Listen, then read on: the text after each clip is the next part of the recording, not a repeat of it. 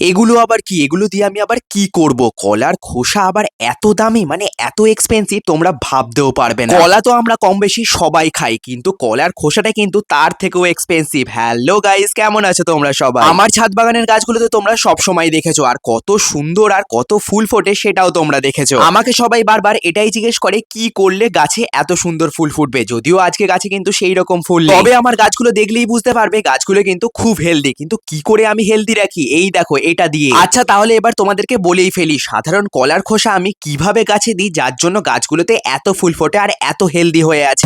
প্রথম তো কলার খোসাগুলোকে আমি এইরকম করেই জলে ভিজিয়ে গাছে দিয়ে দিতাম, কিন্তু এইরকম এখন আর করি না। আর যেটা করি সেটা তোমাদেরকে বলি চলো। প্রথমেই তো আমি কলার খোসাগুলোকে নিই আর একটা ধারালো কাঁচি দিয়ে টুকরো টুকরো করে কাটতে শুরু করে দিই। সময় না থাকলে কিন্তু তোমরা গোটা কলার খোসাও জলে চুবিয়ে রাখতে পারো, তবে কিন্তু কেটে দিলে বেশি কাজ হয়, কিন্তু একটু খাটনিও আছে। আর হ্যাঁ, কাটার পরে কিন্তু জলে ভিজিয়ে রাখতে হবে 4-5 দিন, তারপরে গাছে